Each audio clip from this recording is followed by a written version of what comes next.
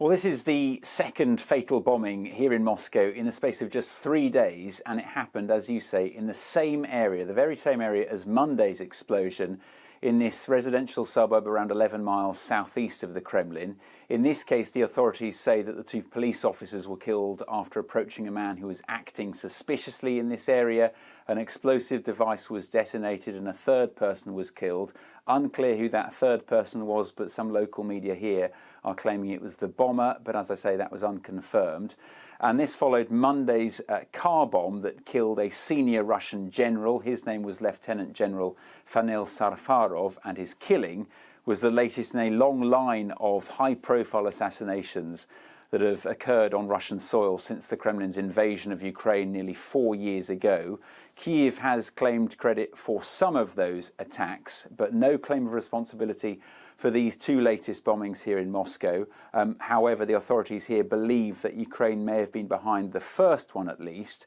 Either way, the fact this keeps happening will be highly embarrassing for the Kremlin because it's so far from the front line and they still haven't figured out a way of how to stop these kinds of attacks. Well, we have had an update from Ukraine, actually, on the latest peace proposals. President Zelensky has unveiled a 20-point framework, not a plan, but a framework he says that the Ukrainians have agreed with the Americans following several rounds of talks with them. He says it's a considerable evolution, so very different from the initial plan that was put forward by Washington, that 28-point plan, remember, that lent heavily in favour of Moscow.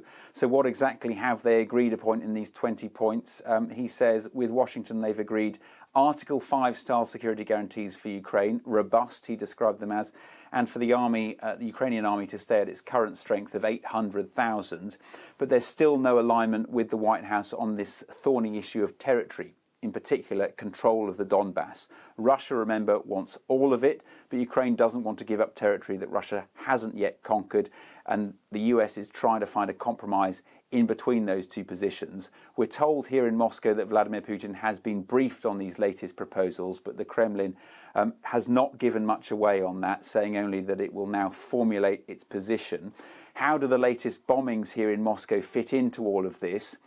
Well, if it is Ukraine behind it, then it could be their way of trying to show the US that they can still hurt Moscow, that it's not one-way traffic, and that Russia does not hold all the cards, as Donald Trump might say, and as Vladimir Putin has been trying to make out.